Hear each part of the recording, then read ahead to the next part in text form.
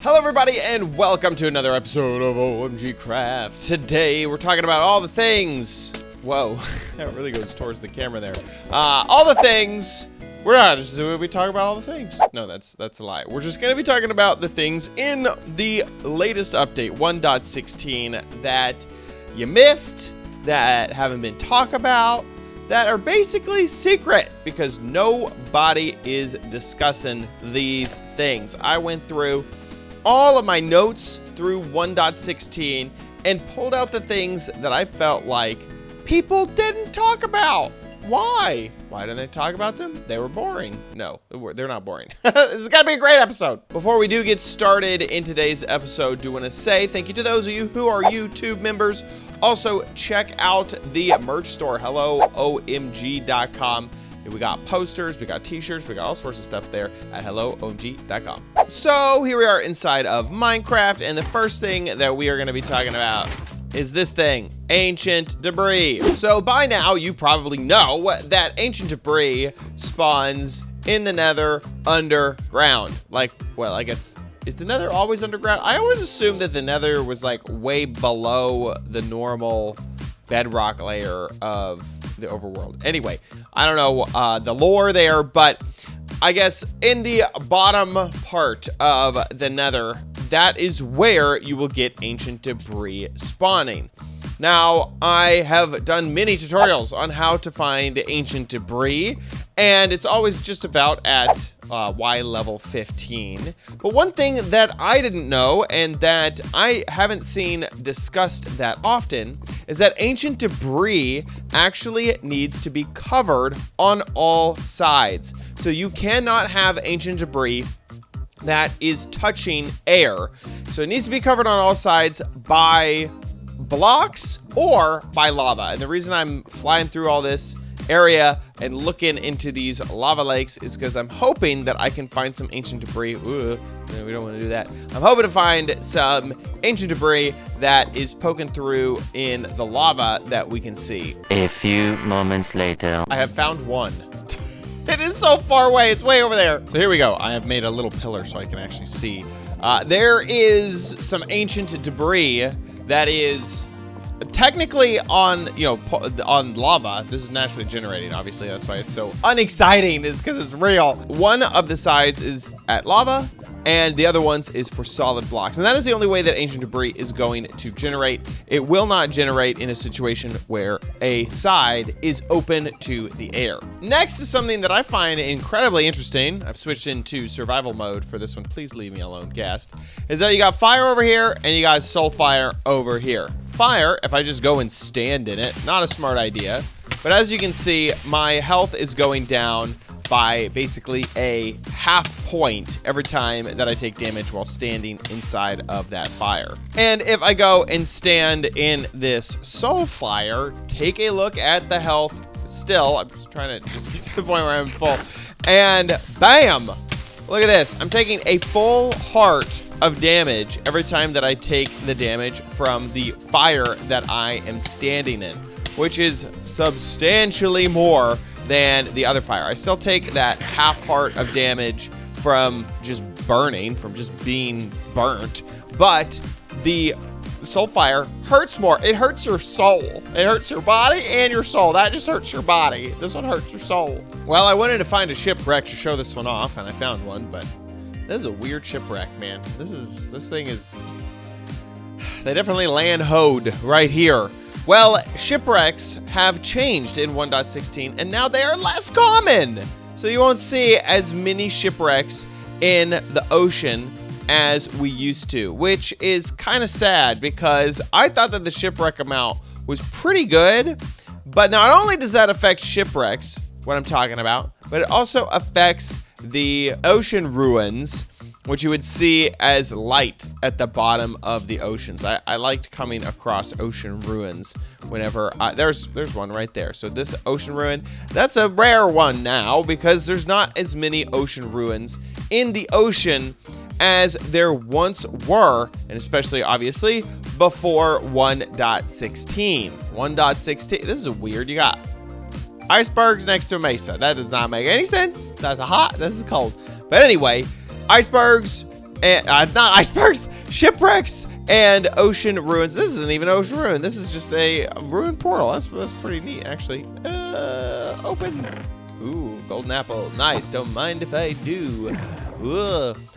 So those will spawn less frequently, which, to be honest, I am disappointed by, because that was a structure that I really liked to come across whenever I was underwater. Now, you may ask yourself, Chad, why? I guess you'd be asking me, why are you spawning so many Endermen? Why? Why are you doing this? Well, a few of them have already done what I wanted. Look at them! Look at what they pick up now. Isn't that crazy? They picked up the warped warts. They pick up this guy has a little mushroom. Look at him. Look at him with a little mushroom. Oh my god, don't you love your mushroom? Okay, I won't look at you. He doesn't like that. And they also pick up nylium. Look at these guys. I'm glad that they're all doing this just so I can demonstrate that Endermen now pick up a lot of the nether blocks. I don't ever see this stuff covered.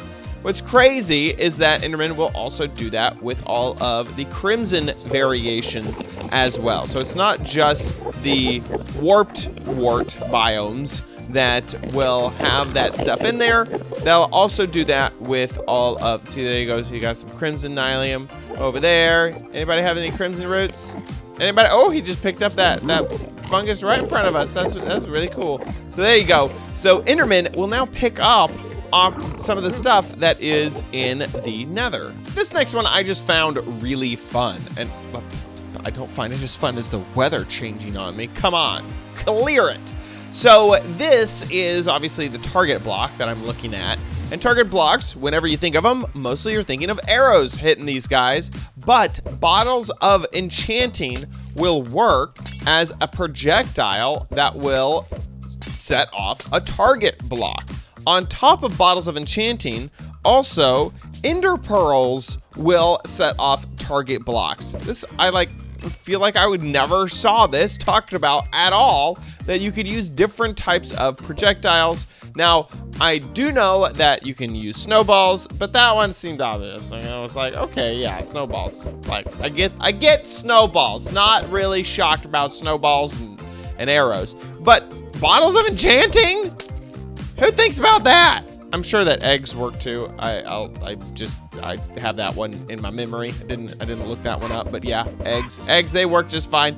Bottles of enchanting though, that was weird. Striders are probably the worst mob in the game, and they're made even more worse by the fact that whenever they are in water, they get damaged.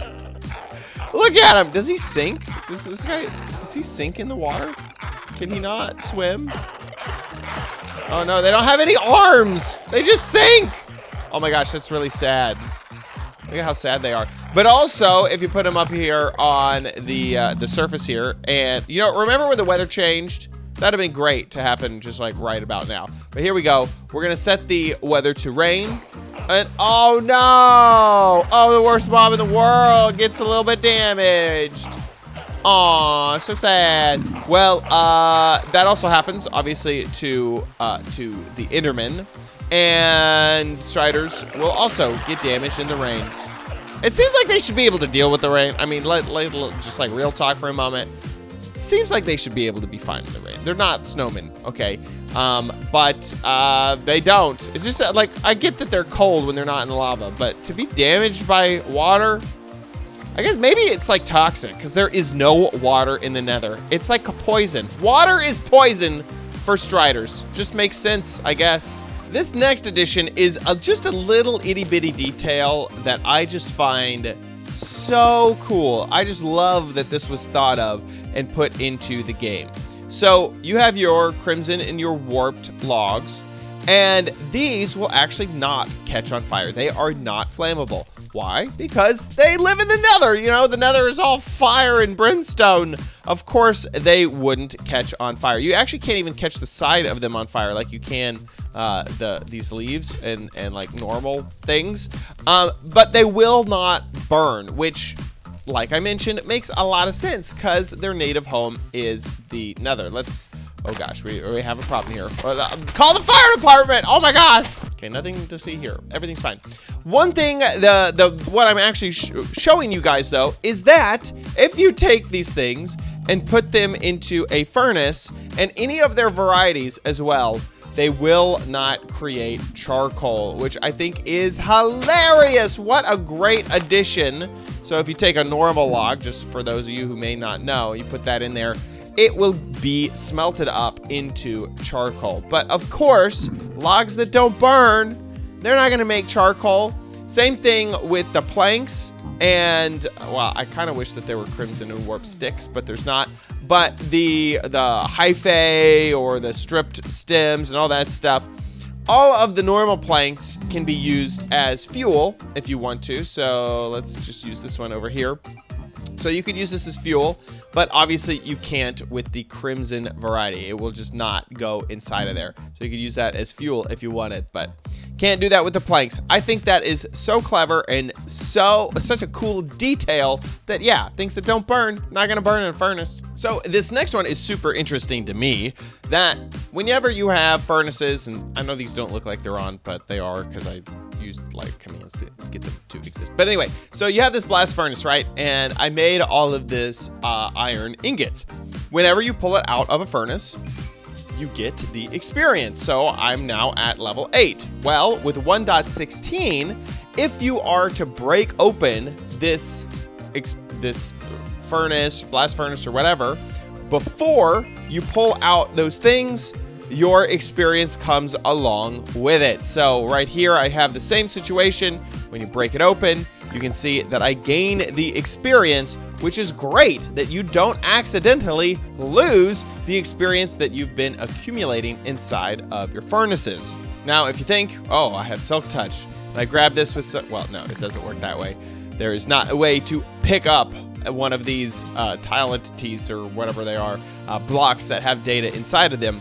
At the moment, it's not like a it's not like an ender chest or a shulker, so that doesn't work. So Silk Touch does not matter, but you do get all of those levels back, which is quite nice that you don't accidentally waste levels when picking up already furnacing furnaces. And that wraps it up for this list of things in 1.16 that are secret that nobody's talking about. The blocks are people, y'all. No, I'm just kidding.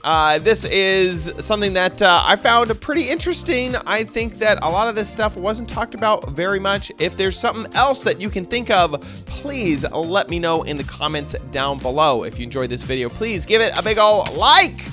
It's so hot and spicy that I'm taking damage.